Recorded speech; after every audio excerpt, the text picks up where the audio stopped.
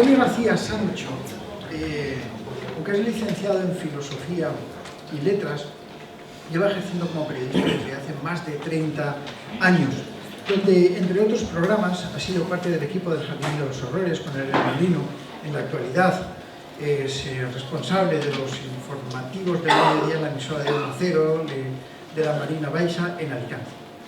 El niño combinaba su afición por el misterio acerca de las cuestiones paranormales, lo que le ha llevado a ser miembro fundador de la Sociedad Española de Investigaciones Parapsicológicas y a investigar esos campos, como por ejemplo el ocultismo, la magia y la astrología. Y por supuesto, sí, es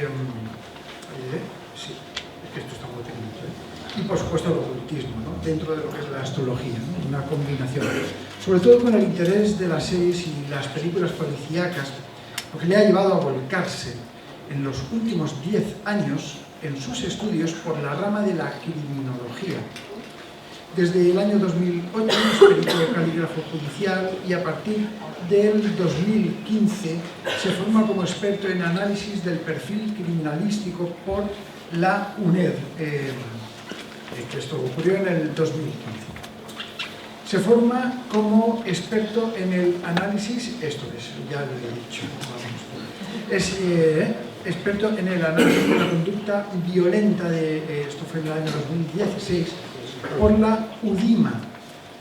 Es máster en criminología y criminalística desde el año pasado y ha realizado, es decir, desde el 2019, pues, si nos estáis viendo en otro momento, y ha realizado también cursos sobre terrorismo yihadista en el 2016 y el delito medioambiental en el 2018, y también en lingüística forense. Bueno, Antonio, gracias. Un aplauso para don Antonio García. Y vamos a uno de los malos malotes. Pues sí, no sé si se escucha, se oye, está ahora sí. Ahora se me escucha, ¿verdad? Sí. Muchas gracias. Bueno, pues vamos efectivamente a ver, como dice bien Pedro, uno de los malos malotes. Yo en esta conferencia he juntado esas dos pasiones que les ha comentado Pedro Amorós, la criminología y el misterio más paranormal, más parapsicológico, más relacionado con el esoterismo, el ocultismo. Y he titulado la conferencia Jack y el ocultismo, o, para que sea mucho mejor recordada y mucho más sencillo, ahora donde estoy, Crimen y ocultismo, la visión mítico-esotérica de los crímenes de Jack el Destripador. ¿Vale? Pueden quedarse con el título que quieran. Bueno, antes que nada, a mí me gustaría saber si ustedes conocen al personaje. ¿A quién le suena, por lo menos? No es necesario que se quieran escribir una tesis o que me cuenten detalles, simplemente ¿a quién le suena Jack el Destripador? Levanten la mano, levántenla bien, porque los de atrás, si la levantan así no la veo. Bien, bueno, parece que prácticamente casi al 100%. ¿Cuántos saben, que levanten la mano por favor, cuántos saben cuántos asesinatos cometió Jack el Destripador? ¿Cuántos cometió? Voy a ponerles una cifra para que, por si ustedes tienen alguna percepción. Voy a darles 3 opciones: 5, 9 o más de 10. ¿Quiénes creen que fueron 5? ¿Quiénes creen que fueron 9? ¿Quiénes creen que fueron más de 10? Bien, vamos entonces ya con la conferencia. Ya veo más o menos cómo conocen al personaje, Jack y el ocultismo. Bueno, pues la primera de las cuestiones que vamos a ver efectivamente es quién fue Jack el Destripador. Sobre esto voy a pasar más o menos rapidito, porque vamos a ir, como siempre al final falta tiempo, pues vamos a ir directamente al meollo de la cuestión de manera un poquito rápida. Así es que si me embalo me disculparán o me frenan ustedes. Bien, Jack el Destripador es el alias por el que conocemos a un señor que puede considerarse el primer asesino en serie de la historia. No es que no hubiera habido antes otros, que los hubo. Generalmente eran criminales de guerra, como Gilles de Rais, por ejemplo, o no puede exactamente hablarse de un asesino en serie tal y como lo conocemos, o sea, la concepción moderna. La concepción moderna de asesino en serie la fijó un agente del FBI, un perfilador del FBI, uno de los que inventaron, digamos, el perfil psicológico, bueno, es una persona que comete varios asesinatos, más de 2, y con una cadencia entre ellos, es decir, un paso del tiempo. Generalmente no conoce a sus víctimas, ni sus víctimas se conocen entre ellas, y eso es lo que conocemos hoy por asesino en serie. Yo creo que esa definición, más o menos todos, por las películas, aunque sea, la tenemos clara. Y el primero de la historia que constatamos y que hay documentación que actuó de esa manera fue Jack el Destripador. En todo esto, todo lo tendríamos que poner con pinzas, porque hay un pequeño detalle que es muy importante cuando hablamos de Jack el Destripador, y es que jamás se le capturó. Con lo cual, todo lo que hablemos lo tenemos que poner, como digo, con pinzas, porque no sabemos realmente si lo que estamos hablando es la realidad o no. Podemos hablar de algunos aspectos muy reales, evidentemente. Hubo mujeres asesinadas, eso está claro, pero podríamos incluso dudar si los cometió el mismo sujeto. Y de hecho, los crímenes del Destripador se enmarcan en una serie de 11 crímenes que se cometieron en Whitechapel, en el East End londinense, en 1888, o para ser exactos, esos 11 entre febrero de 1888 y febrero de 1891, en 3 años. ¿De acuerdo? Sin embargo, a Jack el Destripador solo se le atribuyen 5. Me preguntaban por ahí, los canónicos. Efectivamente, esos son llamados las víctimas canónicas de Jack. ¿Por qué canónicas? Bueno, ahora lo vemos. Más que nada, por situarlas, estas 5 víctimas fueron las 5 víctimas que conocemos como las víctimas canónicas, las que se atribuyen casi por todos los autores y casi sin duda a la misma persona, al mismo asesino. Esas 5. Pero, como digo, se enmarca en un marco más extenso de 11 asesinatos en total, algunos bastante dispares, y otros autores, pues, de vez en cuando añaden algún nombre a esta lista o incluso sustraen algún otro. Pero generalmente, como decimos, y nosotros nos vamos a quedar con eso, 5 asesinatos, solo 5, ni 9, ni más de 10, fueron los asesinatos canónicos, las víctimas de Jack el Destripador. Todas ellas prostitutas, todas mujeres, todas prostitutas, entiéndase, a la manera de la prostitución como se ejercía en 1888, porque actuó solamente en escasamente 2 meses y medio. Fueron el tiempo en que Jack el Destripador mató a esas 5 mujeres. Y digo entiéndase porque no es la prostitución como la comprendemos ahora. Muchas de ellas no eran prostitutas asiduas, habituales. Se prostituían ocasionalmente porque venían de una extracción social muy baja y muchas veces no tenían otra posibilidad para conseguir ese dinero. Bueno, ¿y qué puñetas tiene que ver el ocultismo? He puesto eso. Bueno, ¿qué tiene que ver el ocultismo en todo esto?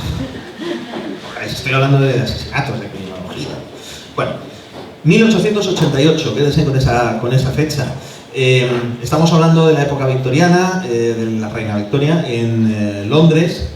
Estamos hablando de la época de Sherlock Holmes, ¿vale? Para entendernos todos.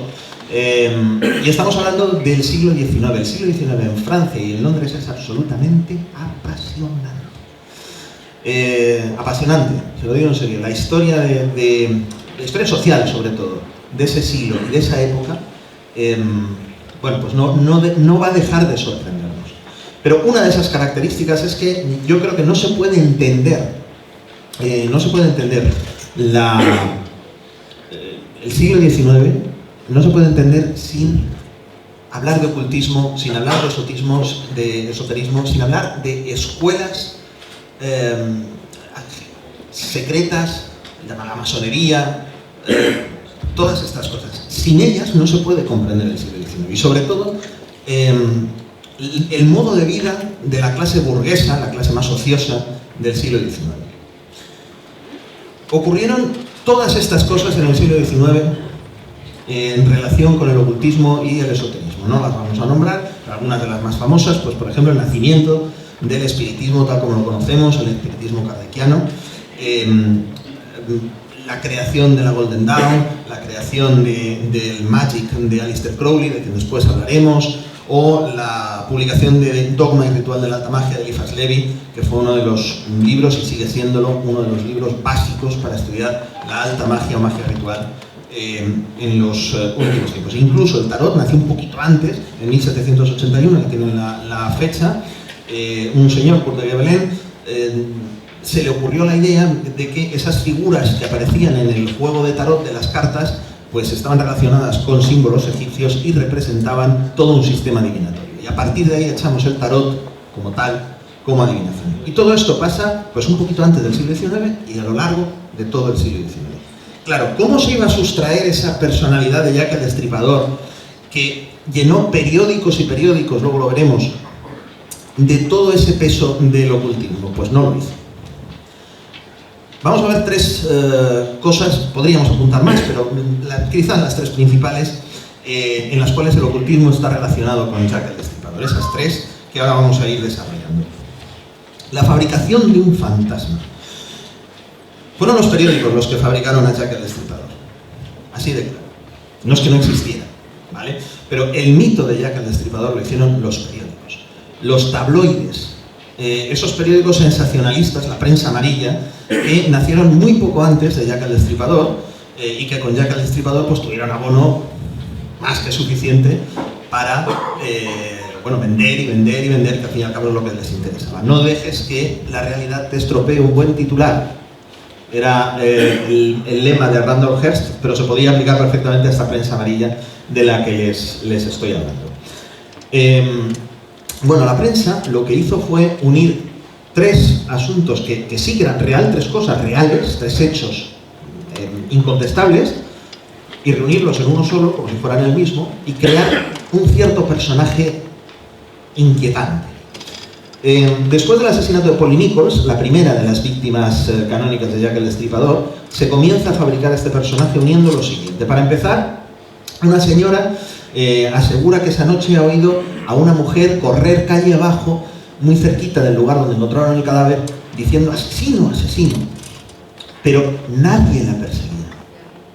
No escuchó a su perseguidor. Esto ya, no, espero con más carpias.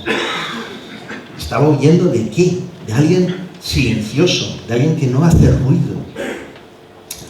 Bien, probablemente eso es cierto, es decir, existió ese caso, una mujer pasó por esa calle a la hora que esta testigo dijo, pero no tiene nada que ver con el crimen de Polly Nichols. Al mismo tiempo, a esa hora, 2 horas antes del asesinato de Polly Nichols, con lo cual no tiene nada que ver con ella, se estaba cometiendo otro asesinato en otro lugar que ha investigado otro autor y que probablemente sea eso al que se refiere esta señora. Pero bueno, no importa, la prensa amarilla no le importaba que tenía un testigo que decía que había oído a una víctima y que sin embargo el perseguidor era absolutamente silencioso.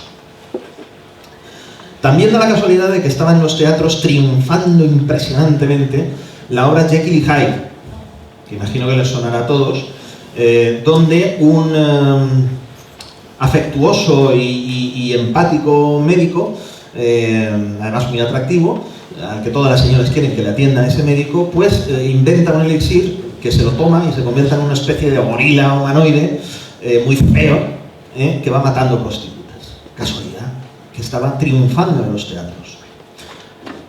Hyde obedece a uno de los patrones que uno de los primeros criminólogos contemporáneos, el señor Lombroso, trazó de los asesinos. Él pensaba que había diferentes tipos de asesinos y que eso se reflejaba en la fisionomía de estos asesinos. Y uno de esos patrones encajaría muy bien con Hyde, o encajaría muy bien, como vamos a ver, con el monstruo creado por la prensa. Y la tercera cosa que se unió fue las Reaper Gangs, las bandas que se aprovechaban muchas veces de estas mujeres, de estas prostitutas, y les robaban el dinero. Muchas veces estas prostitutas prostituían sin que sus maridos conocieran lo que estaban haciendo, entonces era muy fácil de chantajear, y otras veces simplemente le tenían que enseñar una navaja y decir, oye, lo que has hecho esta noche para mí. Había bandas que se dedicaban a eso y había también personas individuales que se dedicaban a eso.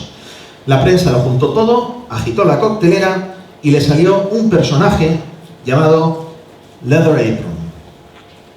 Leather Apron lo describe así la prensa: delantal de cuero para todos. Mide 1,70 de altura, lleva una gorra oscura, bueno, cuello inusualmente grueso, el pelo negro, delantal de cuero siempre, permanentemente, para que no le salpicara la sangre, expresión siniestra, ojos pequeños, brillantes, la sonrisa no tranquilizadora, es repelente. Lo están leyendo ahí. Nunca ven ni advierte su presencia porque no se oyó al perseguidor. Hay que mirar en las sombras porque está ahí seguro, en las sombras camuflado, una presencia absolutamente silenciosa. Bueno, todo esto terminó con un señor en la cárcel, un señor llamado John Pitzer, al que acusaban de ser Leather Apron, delantal de cuero, y porque él siempre lo llevaba, efectivamente, y porque efectivamente también había atemorizado a alguna prostituta, de las que era muy asiduo, y aparte era totalmente silencioso. No se le oía a este señor andar, porque llevaba zapatillas de andar por casa. Siempre llevaba pantuflas. Bueno, todas esas coincidencias hicieron que la prensa atacara a este señor, al que después tuvieron que exonerar porque se probó fehacientemente y además casi enseguida que no tenía nada que ver y que tenía una coartada perfecta. Pero bueno, ya ven que la prensa fabricó esa especie de fantasma, ¿no? de asesino extraño, misterioso, con ciertas peculiaridades o poderes casi mágicos. La segunda de las cuestiones es la conspiración masónica. Los masones, cómo no. Una de las teorías quizás más conocidas de todo el universo, Jack el Destripador en relación con el ocultismo. Ha inspirado cómics, películas, libros. Alguna película creo que estaba hablando Pedro precisamente antes. Bueno, veamos cómo fue cobrando forma esa conspiración. Todo comenzó de nuevo con un artículo de prensa. Thomas Stowell publica un artículo en el cual habla de una conspiración. Efectivamente, una conspiración en la cual alguien, sin decir el nombre, pero afín a la familia real, pues se enamoró de una prostituta y para ocultar todo, pues la Casa Real manejó, bueno, era todo un poco ambiguo. Pero a raíz de Stowell, a raíz de ese artículo de Stowell, se hizo una serie en la BBC, Jack the Ripper, en la cual dos detectives que realmente no lo eran dos actores interpretando a dos detectives, ¿vale? Pues van desgranando esa historia de Stowell, ¿vale? La serie se convierte en un libro y el libro después es leído por otro periodista que decide sacar de más partido, Stephen Knight, y ese libro es La madre del cordero. Stephen Knight publica Jack the Ripper, The Final Solution. No está traducida al castellano de momento, pero la pueden ustedes leer en inglés y creo que está además ahora a 2 y pico en Amazon, o sea, muy barato.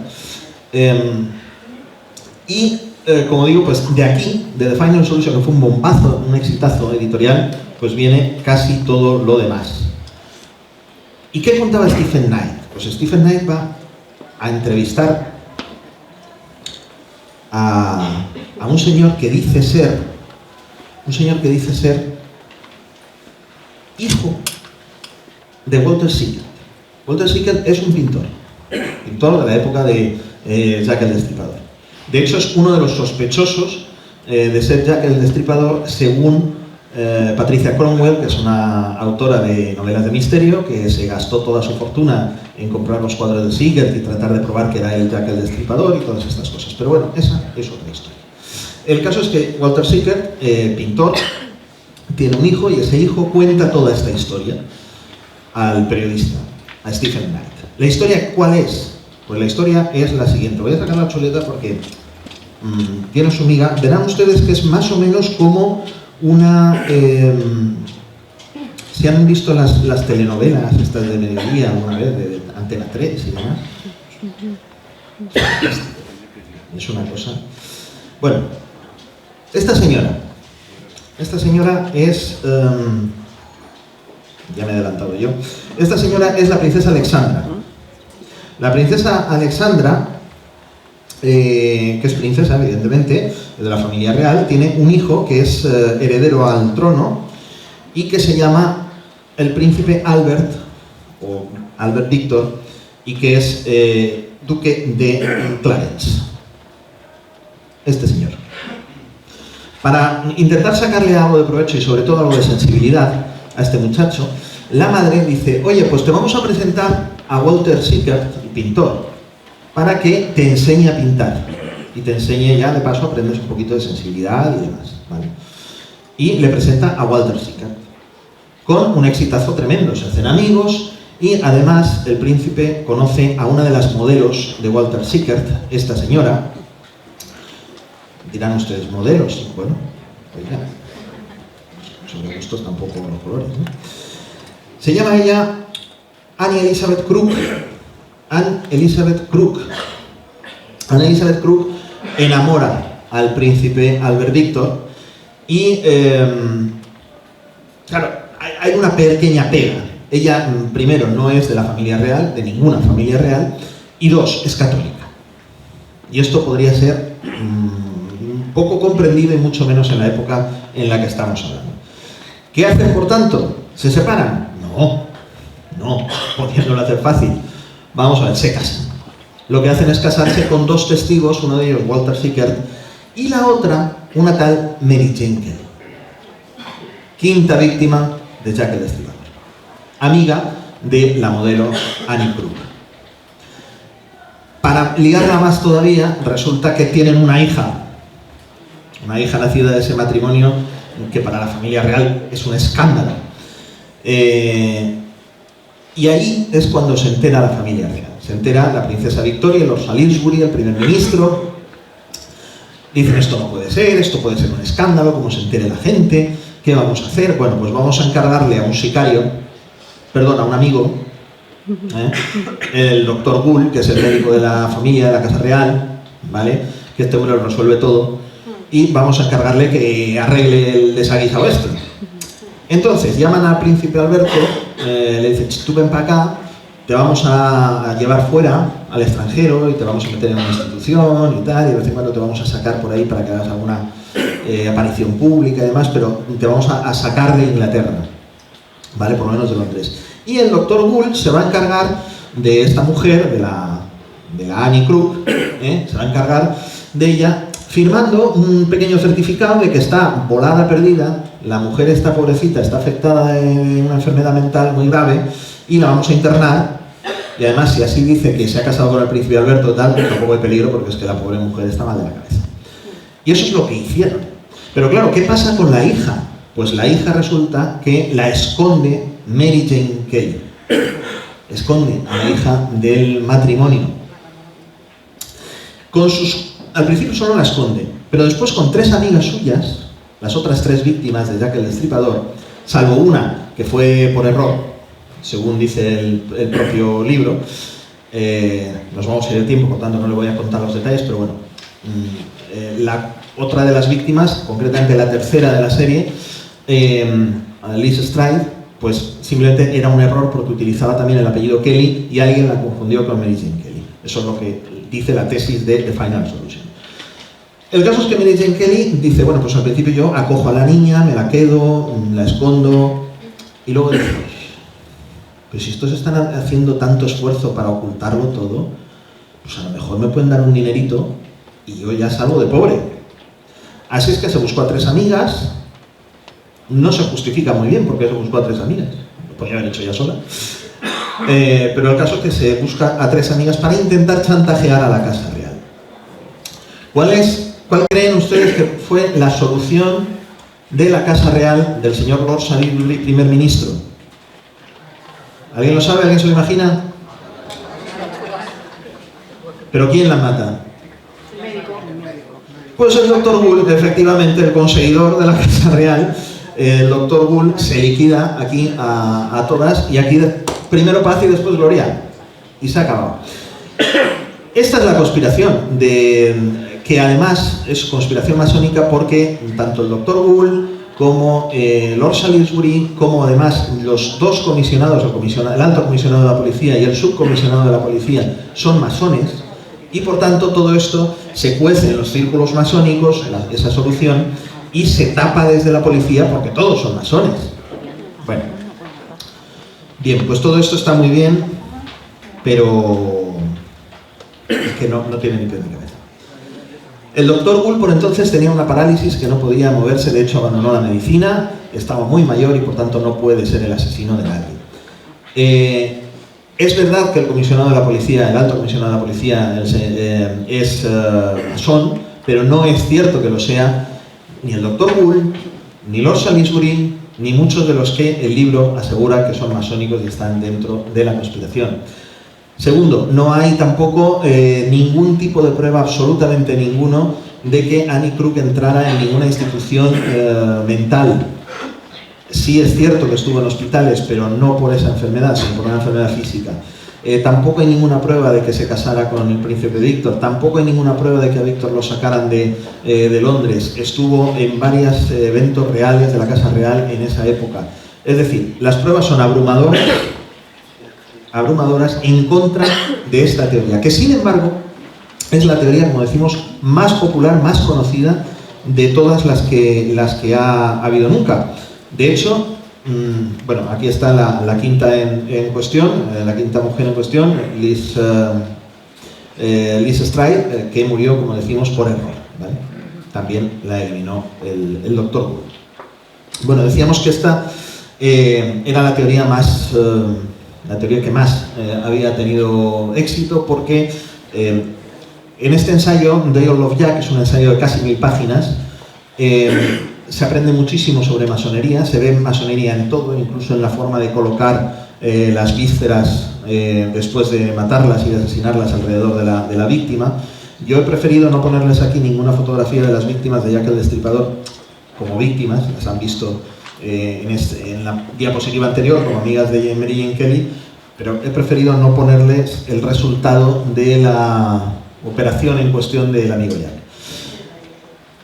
Pero, bueno, pues como digo, aquí se ve masonería por todas partes, ¿vale? En Day of Love Jack. Muy entretenido el libro, si se quieren leer, sí que está traducido al castellano, pero, bueno, es un tocho interesante. Y muchísimas otras, desde novelas, otros ensayos como The Reaper and the Royals, novelas como las de Anne Perry y, por supuesto, el famoso cómic From Hell, del cual sacaron la película protagonizada por Brad Pitt, que a lo mejor han visto algunos de ustedes. Patricia Cromwell, ahí está también, que pensaba que era Walter Sickert, el Jack el Destripador, o incluso una película, está muy recomendable, la verdad, que es Asesinato por Decreto, donde Sherlock Holmes se enfrenta a Jack el Destripador. Es totalmente fantástica, pero como película está muy bien. Vamos al tercer y último, vamos mal de tiempo, como siempre, pero voy a intentar hacerlo breve y sin perder demasiado tiempo. La tercera parte de nuestras consideraciones, los ocultistas contra Jack. Vamos a hablar solo de dos, para hacerlo corto. El doctor Lees y el de más acá es el señor Aleister Crowley. Les prometo que en mi ordenador se ve en otro color, pero no hemos conseguido mejorar la resolución del color en la pantalla, pero bueno. Bien, el doctor Lees era un médico, perdón, era un espiritista, no científico, era un medium muy reputado, y este señor un día, bueno, pues también se publica, en este caso en este diario, en el Chicago Times, publica una historia donde dice que Lees tuvo varias visiones de los asesinatos durante años. Tuvo visiones de los asesinatos de Jack el Destripador, que no fueron 5 para él, fueron 227, porque las tuvo durante muchísimos años. Finalmente iba con su mujer en un autobús, en lo que ahora sería un autobús, y de repente un señor se sube al autobús, el doctor Lees se pone tenso y dice a su mujer: oye, ese es Jack el Destripador. Se baja detrás de él, en la parada que el otro se baja, dice, ese es el que he visto yo en mis sueños, es Jack el Destripador. Se baja detrás de él, le para un policía que se encuentra en el camino y dice, ¿qué es ese Jack el Destripador? Y el policía le dice, ¿por qué? Porque lo he visto en mis sueños. Y el policía dice, vale, acompáñeme a comisaría, que le vamos a internar en un... Bueno, no le creyeron, su mujer también se rió de él, él estuvo haciendo varias visitas a Scotland Yard durante muchos años, dice, oiga, que sé quién es, que le he seguido hasta su casa. Y hasta que al final, pues después de varios asesinatos, convence a la policía y se encuentra con que efectivamente hay un médico que es Jack el Destripador. Bueno, pues hemos arrugado una hoja porque nada de esto es verdad. Es un invento del periódico. Solamente consta documentadamente que una vez el doctor Lees acudió a Scotland Yard diciendo, oye, si os puedo ayudar, que soy vidente, pues me lo decís. Y le dijeron, vale, sí, pues vayas a casa que ya, si eso ya le llamamos. Aleister Crowley, yo creo que no hace falta que le presentemos, con lo cual, bueno, pues voy a ir muy rápido sobre esto. Mago de la Golden Dawn, que después se salió y se hizo su propio sistema de Magic en la abadía de Teano. Bueno, pues este señor, también por un periodista, en este caso del Pall Mall Gazette, se entera de los asesinatos de Jack el Destripador. Aquel le cuenta todo esto y Aleister Crowley dice, pero es que parece que hay como una insistencia muy clara en a ver que los asesinatos estén a determinada hora y no a otra. Parece como que el asesino quiere matar a esa hora, en ese momento. ¿Por qué será? Bueno, pues Aleister Crowley había hecho una investigación previa en un libro donde había levantado bastantes cartas de asesinos y de víctimas y levanta las cartas astrales de los asesinatos, del momento de los asesinatos. Bien, en esas cartas astrales puede observar que hay dos planetas, que se repiten continuamente en el ascendente. Uno de ellos es Saturno, el gran maléfico, ya no les digo nada más, y otro, el planeta Mercurio, que en principio es un planeta inane, no es un planeta maléfico, no es un planeta importante, pero representa a los médicos y a la magia. Y entonces Aleister Crowley concluye, ahí están, van a verlas ustedes ahora enseguida, las cartas de los momentos, estas son de verdad, las cartas de las horas en que se cometieron los crímenes. Una de ellas es muy aproximada porque no se tiene la hora exacta, pero las otras sí lo son. Y pueden ver ustedes ahí, en una incluso Saturno está exactamente encima del ascendente, la que tiene más a su izquierda del todo, a la izquierda del todo. En la que está al otro lado de Aleister Crowley está Mercurio muy cerca del ascendente, en la casa 1. Abajo también tienen a Mercurio. Mercurio es ese señor así como con cuernecitos, ¿vale? Para el que no conozca la simbología. Tienen otra vez a Saturno encima en la carta de en medio, encima del ascendente, y muy cerquita del ascendente en la última carta. Es decir, efectivamente, parece que Saturno y Mercurio, cuando no, pues estaban ahí en esos momentos. No mentía Crowley. Crowley pensó que era un mago y su candidato fue un señor, este señor, qué cara tiene el hombre. Este señor, bueno, vamos a ver, yo voy a intentar acortar porque también es muy complicada su historia, pero bueno. Bueno, este señor se llama Robert Dawson Stephenson, y vivía con una señora que se llama Mabel Collins, que es discípula de otra señora que seguramente muchos de ustedes conocerán, Elena Petrovna Blavatsky, la fundadora de la Teosofía, ¿vale? Bueno, vivía con ella. Eran amantes. La primera hizo probablemente la que es la mejor novela sobre las teorías de Elena Blavatsky, y vivían pues, con este señor. Este señor firmó un artículo previamente donde decía que Jack el Destripador era un asesino ocultista y que además sus asesinatos tenían que ver con la magia. Seguían un ritual de un libro de magia famoso. Este señor firmó con Tau Tria Delta ese artículo, pero luego se supo que era él mismo, el Robert Johnson. Es decir, él mismo afirmaba que Jack el Destripador era un ocultista y Aleister Crowley pensaba que él era el ocultista que era Jack el Destripador. Pero no solo lo pensaba Crowley, lo pensaba también el propio jefe del señor Tau Triadelta, o Robert Johnson, que era el señor el gerente de la Pall Mall Gazette, donde escribió este señor, y también pensaba que su periodista era Jack el Destripador. De hecho, este señor entró y salió en varias ocasiones de alguna institución psiquiátrica por aquellas fechas. Y se le ocurrió una idea brillante. Dice, bueno, voy a acusar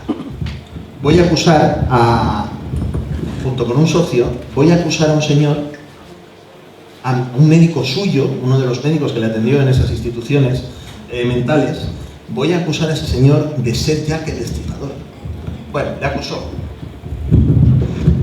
Perdón, ya sé que me he pasado del tiempo, no sé dónde está Pedro, sé que me he pasado 3 minutos ya, voy a pedir esos 5 minutos de cortesía, ¿vale?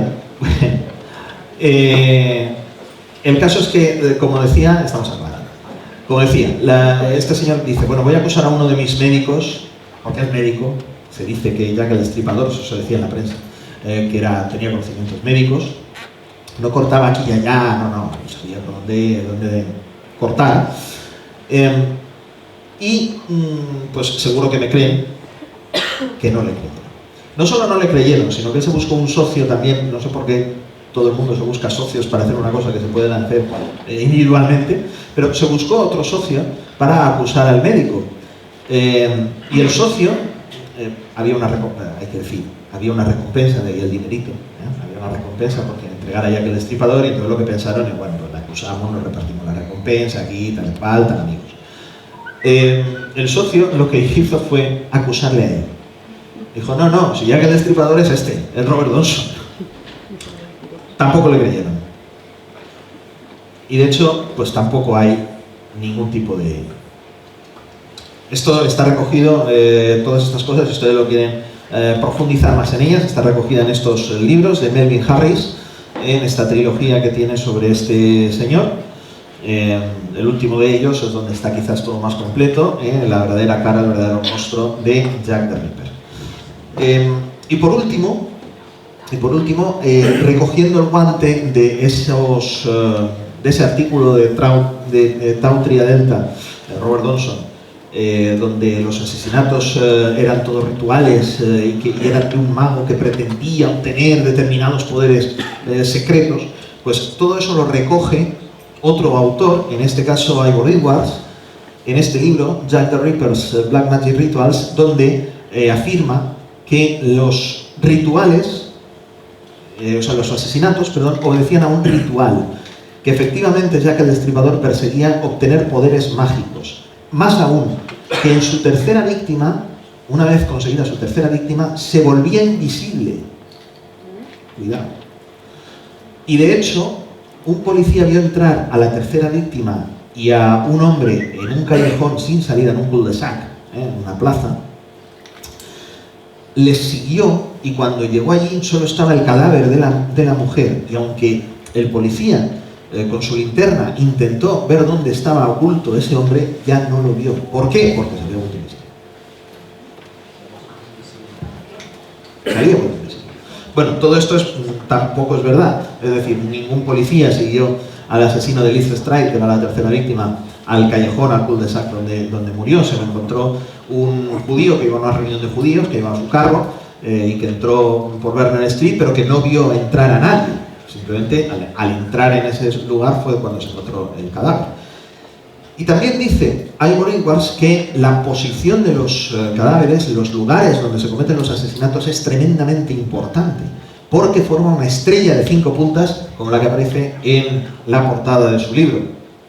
Una estrella de 5 puntas. Bueno, vamos a comprobarlo. Bueno.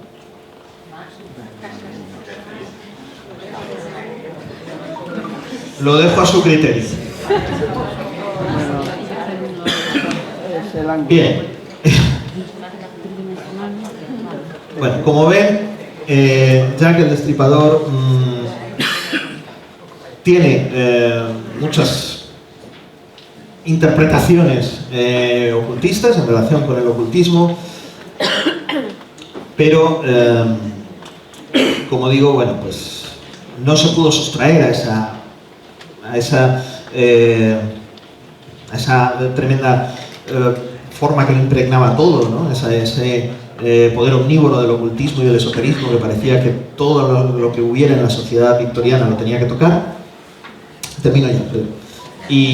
Termino ya. Y como digo, pues no se pudo sustraer a eso. El halo de ocultismo, de magia que reinaba en esa época, pues lógicamente hizo que Jack el Destripador pues también se viera afectado por esto. Interpretaciones que han llegado a nuestros días, como han visto, libros muy actuales de 1970 y pico. Digo muy actuales porque quiero pensar que no es tan antigua la cosa. Bueno, teorías de libros, que han recogido libros, cómics, etcétera, prácticamente hace 4 días. Desgraciadamente, como hemos visto, pues todas estas teorías, aunque son muy atractivas y pueden servirnos perfectamente para un argumento novelesco, criminológicamente no tienen absolutamente ninguna base. Así que Jack el Destripador pues sigue oculto entre las sombras de Whitechapel y no se ha descifrado nunca, a pesar de muchas otras teorías que no tienen que ver tampoco con el ocultismo y que han intentado desenmascararlo. Ninguna ha probado fehacientemente que hayamos descubierto a Jack el Destripador. Y esto ha sido todo.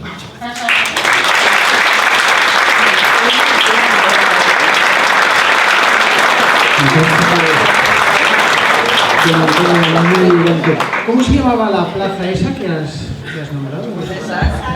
Esto es. Ahí estuve grabando psicofonías con Paco Azorín, Elvira, Naraya, Bea y yo. En una noche lluviosa tremenda y fue el único sitio. No me lo puedo creer. Sí. Que estuvieras grabando tu psicofonía. Sí. Pues fue el único sitio donde no había nadie. Y bueno, tuvimos que grabar allí, ¿no? Recuerdo que nuestra investigación se centraba única y exclusivamente en intentar saber quién era Jack el Destripador.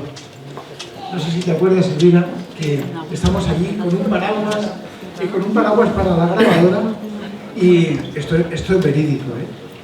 Y en un momento dado, cuando preguntamos ¿quién fue el destripador?,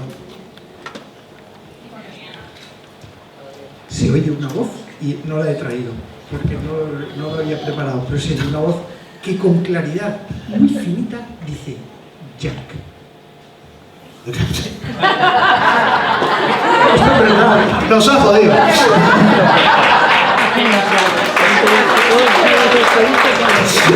Es una anécdota curiosa que recuerdo antes de que tenemos un receso, pero os cuento una cosa. Estábamos en la Perdona, Pedro, os recuerdo que preguntas, por favor, en la cajita. Sí, yo las recogeré y luego las contesto si quieren. Ya. Estábamos en una iglesia, en la iglesia de San Bartholomew. ¿Alguno la conoce? Es preciosa. San Bartholomew. Preciosa. Es de esas del libro que pasas leyendo solamente para decorar, ¿no? Y estamos ahí. Bueno, ahí se han rodado películas. Vea, ¿qué películas se han rodado? Es que hay un montonazo de películas. Bueno, en fin, luego lo miro y os lo digo. La del niño, la del niño. Y aparece, estábamos Bea y yo solos. Naraya se quedó con Elvira y con Paco en el apartamento que teníamos en una noche de estas tremendas. Pedimos autorización al clérigo y nos dejó. Se estaba preparando un acto nocturno, yo no lo sabía, no había nadie. Estábamos el clérigo que venía por un pasillito, columnas, así tipo de fantasma. Hay una leyenda de un fantasma, ¿no? Y volví a preguntar una pregunta, ¿no? La pregunta era concreta: ¿quién fue Jack el Destripador? Y aparece una voz que yo recuerdo que en el programa de Espacio en Blanco se la envié a Miguel, y Miguel Blanco me dijo: Pedro, si pongo esto me tiran de Radio Nacional. Aparece una voz tremenda que dice: no way. quien sepa un poquito de inglés y que sepa más o menos quiere decir que no va a haber forma, no hay camino, no hay salida, no hay una vía de conocerlo. Yo creo que esta reflexión es un poco lo que Antonio nos ha contado hoy. En fin, anécdotas de la vida. Gracias, nos vemos, tenéis un ratito, ahora venimos con Carol, pero nada, un segundito, ¿ok? Venga, ahora nos vemos.